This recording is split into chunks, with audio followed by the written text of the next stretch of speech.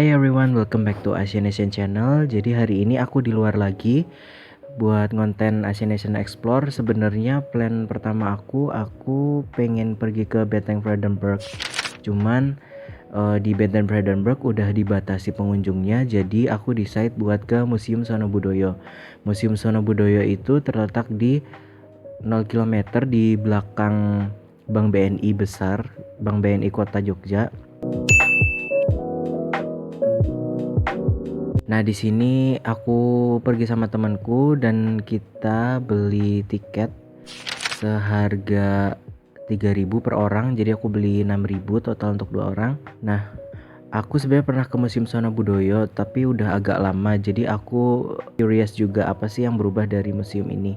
So without any further ado, let's go to the museum. Nah, pertama kita harus scan tiketnya di mesin scan ini. Lalu kita masuk dan ukur suhu. Nah, di sini udah pakai ukur suhu otomatis, jadi kita tinggal tempelin tangan kita. Setelah ukur suhu, kita bakal disambut dengan koleksi gamelan Slendro Pelok.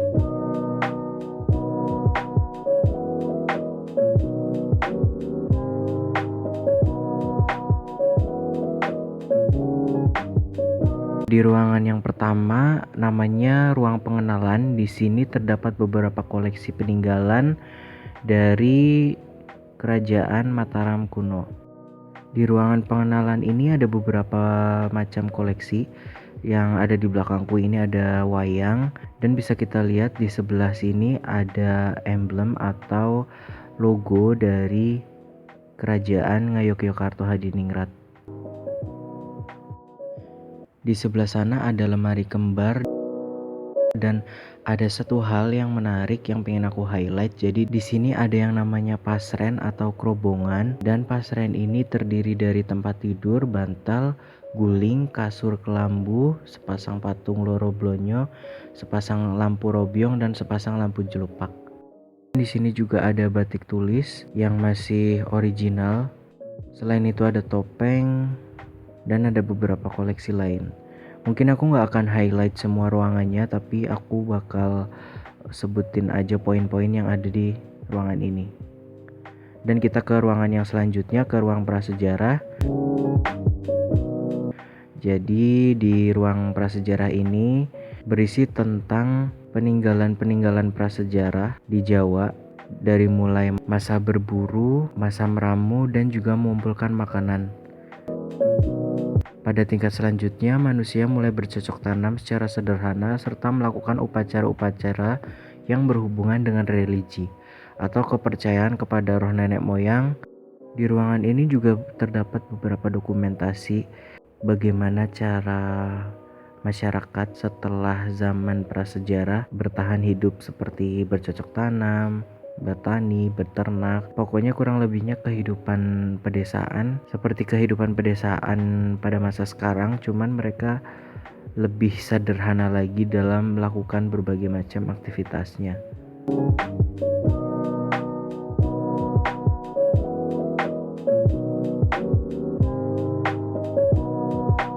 Dan yang menarik perhatianku adalah ini, replika peti kubur batu. Jadi di sini di tengah ruangan ini ada replika peti kubur batu.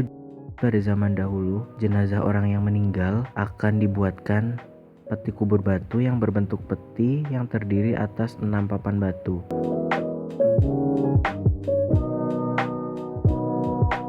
Selanjutnya ada ruang klasik. Di sini aku mau highlight ke beberapa peninggalan pada masa Islam masuk ke tanah Jawa. Dan di sini ada kaligrafi yang masih diukir dengan tangan. Di sini ada miniatur masjid, dan di sini juga terdapat kaligrafi yang juga masih ditulis secara manual menggunakan tangan. Di ruang wayang ini terdapat beberapa jenis wayang, salah satunya wayang kelitik yang terbuat dari kayu. Dan di sini seperti yang kita lihat sekarang ada semacam wayang animasi yang ditampilkan melalui LCD. Jadi di sini ada 2 sertifikat yang diberikan UNESCO untuk wayang Indonesia.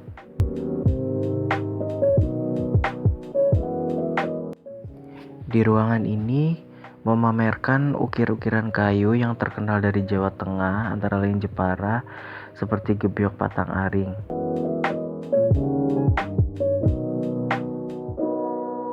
Di sini ada miniatur Miriam yang digunakan untuk prosesi acara keagamaan.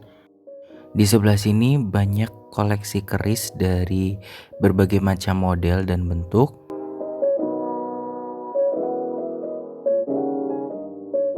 Di sini juga ada mainan-mainan jadul, mungkin buat teman-teman yang lahir di tahun 90-an sampai ke 2000 awal familiar dengan mainan-mainan ini. Di bagian sini ada foto-foto beberapa permainan tradisional yang dimainkan anak-anak pada zaman dulu. Sebelum anak-anak kenal teknologi, pasti banyak di antara kalian dan juga aku yang main permainan seperti ini. Jadi sensasinya lebih seru sih karena kita berinteraksi langsung sama teman-teman kita, biasanya sekomplek atau sekampung gitu, untuk memainkan permainan ini. Salah satu hal yang menarik dari Museum Sono Budoyo ini adalah terdapatnya ruang Bali. Nah, di ruang ini berkaitan dengan kebudayaan Bali, baik mengenai upacara ataupun berbentuk seni lukis dan seni pahat. Jadi kenapa ada ruang Bali di Museum Sono Budoyo?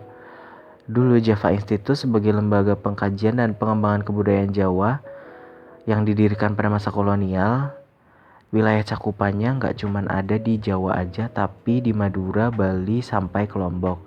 Nah, berbagai aspek budaya di wilayah ini memiliki kesamaan satu sama lainnya dan juga memiliki hubungan kesejarahan dengan budaya Jawa. Jadi mungkin akar-akarnya mirip kali ya guys. Jadi budaya yang berkembang di Pulau Bali memiliki berbagai karakter yang mirip dengan budaya di Pulau Jawa. Nah, bukti-buktinya pada zaman dahulu, pada masa Hindu dan Buddha, dan biasanya disebut klasik Indonesia, terdapat hubungan antara Bali dan Jawa. Nah, di luar itu, kemampuan masyarakat Bali dalam berkesenian membuat mereka menghasilkan beberapa artefak yang luar biasa dengan motif-motif yang khas yang diselimuti sangat kuat oleh aspek religi. Jadi mungkin daya magisnya kuat ya guys. Seperti yang kita tahu, Bali itu sangat kental dengan budaya dan juga agamanya. Representasi budaya Bali di Museum Sono Budoyo ini tidak hanya terbatas di ruang Bali tadi guys, yang berisi ukiran, foto-foto, dan juga tata cara upacara adat di Bali. Tapi kita juga bisa lihat budaya yang lain, salah satunya adalah Candi Bentar ini. Dari mulai vibes-nya udah kelihatan banget kalau ini berasa kita lagi di Bali guys. Dan salah satu hal yang aku suka dari Sono Budoyo jujur Candi Bentar ini, karena kita berasa benar-benar kayak di Bali, dan bahkan ketika kita masuk ke area dalamnya, kita seperti datang ke lokasi upacara yang ada di Bali. Nah, di dalam ini namanya Balai Gede.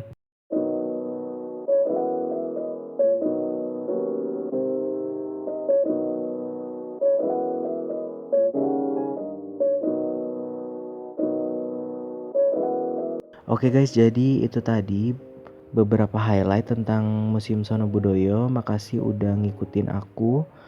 Dan setelah ini aku bakal nonton bioskop Seni Budoyo, karena tadi ketika aku masuk, we are very lucky to get a free tickets. Jadi buat pengunjung yang beruntung, aku nggak tahu sih ini semua pengunjung dapat apa enggak, tapi pas aku sama temanku masuk tadi, pas nuker tiket, kita dapat tiket nonton di bioskop Sono Budoyo. Nah, selanjutnya kita bakal langsung ke sana. Let's go to the bioskop.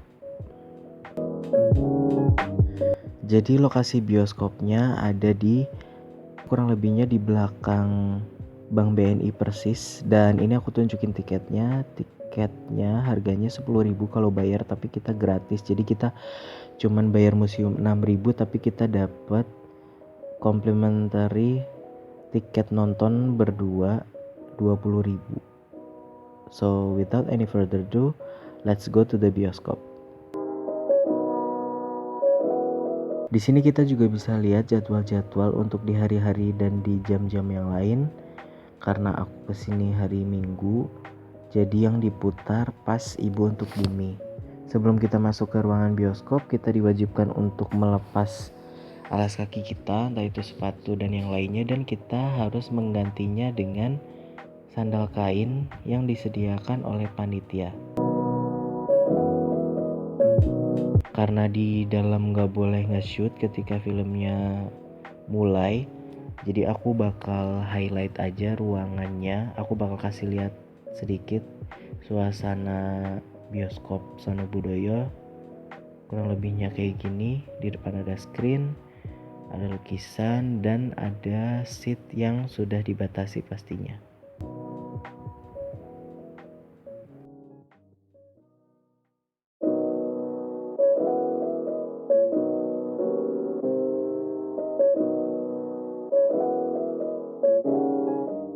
Sekarang aku udah selesai nonton filmnya. Overall filmnya bagus banget. Filmnya mengajak kita untuk sadar tentang lingkungan. Jadi film yang diputar adalah film dokumenter tentang sampah yang ada di Yogyakarta. Jadi di Yogyakarta udah darurat banget sampah plastik guys, dan I'm really sure gak cuma di Jogja aja sih, tapi di daerah-daerah lain di seluruh Indonesia. Tapi yang di highlight dari film ini adalah yang kejadian di Jogja. Gimana upaya untuk mengurangi atau meminimalisir penggunaan sampah plastik itu juga ternyata kurang lebihnya masih belum cukup guys. Termasuk di film tadi juga ada recycling, penggunaan plastik-plastik yang diolah lagi jadi souvenir dan yang lainnya, tapi endingnya juga bakal rusak. Dan aku mengingatkan diriku sendiri dan juga teman-teman, kalau misalnya kita belum bisa stop penggunaan plastik, paling tidak kita bisa meminimalisir dan bisa memilih opsi-opsi lain atau alternatif lain. Contohnya kalau misalnya memang kita bisa belanja yang refill, lebih baik yang refill daripada beli kemasan pack yang baru. Karena dari film yang tadi aku tonton, sekitar 2100 ton sampah per bulan atau per harinya itu dihasilkan di Yogyakarta guys, dan gunungan-gunungan sampah itu tuh udah sangat-sangat tinggi, dan aku gak bisa bayangin sih se-Indonesia Raya ini kalau misalnya situasinya itu sama-sama darurat tentang sampah plastik ini. Filmnya bagus banget, aku sangat-sangat appreciate sama pembuat film ini, dan juga berterima kasih sama Museum Sono Budoyo karena sudah memutarkan film yang tepat dan sudah mengajak masyarakat untuk lebih aware lagi tentang penggunaan sampah plastik. Segitu dulu video dari aku hari ini. Don't forget to like, subscribe, and comment to my YouTube channel, to Asian Nation YouTube channel. Dan follow sosial media Asian Nation juga di @AsianNation. Kira-kira kemana lagi aku harus pergi? Please comment down below, karena untuk pergi terlalu jauh mungkin belum memungkinkan. Kalau misalnya kalian punya saran untuk pergi ke tempat-tempat yang ada di Jogja, kalian bisa komen di bawah ini. And once again, thank you so much for watching, and I will see you on the next video. Bye bye.